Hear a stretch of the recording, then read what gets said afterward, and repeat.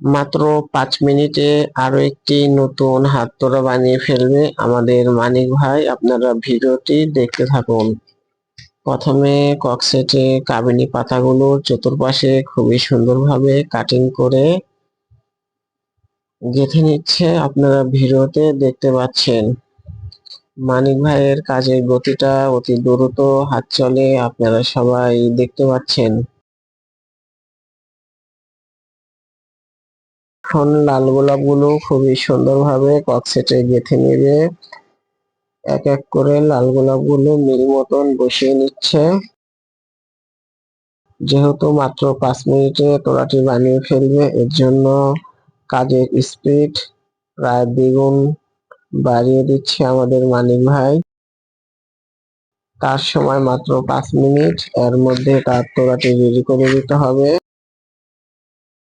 লাল গোলাপ বসিয়ে দেওয়া হয়ে গেলে সাদা গোলাপ ও হলুদ গোলাপ গুলো লাল গোলাপের গ্যাপে সুন্দরভাবে বসিয়ে দেওয়া হচ্ছে, আপনারা ভিডিওতে দেখতে পাচ্ছেন।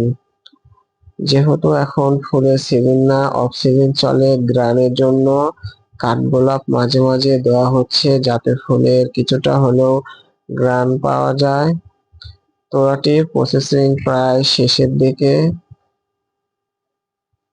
তোড়াটি ফ্রেম করা হয়ে গেলে পাতাগুলো কাটিং করে দেয় এবং তোড়াটি কাগজ লাগানোর জন্য মনির কাছে দিয়ে দেওয়া হয় ট্রান্সফার করে। মনি খুবই সুন্দরভাবে নীল পেপার দিয়ে তোড়াটি কাভারিং করছে এবং তোড়ার সৌন্দর্য ফুটিয়ে তুলছে।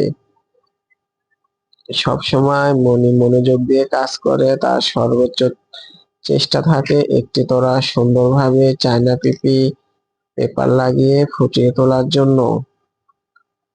পরিশেষে মনিরুল চায়না পিপি দিয়ে তোড়াটি খুবই সুন্দরভাবে কাভারিং করে থাকে, আপনারা ভিডিওতে দেখতে পাচ্ছেন।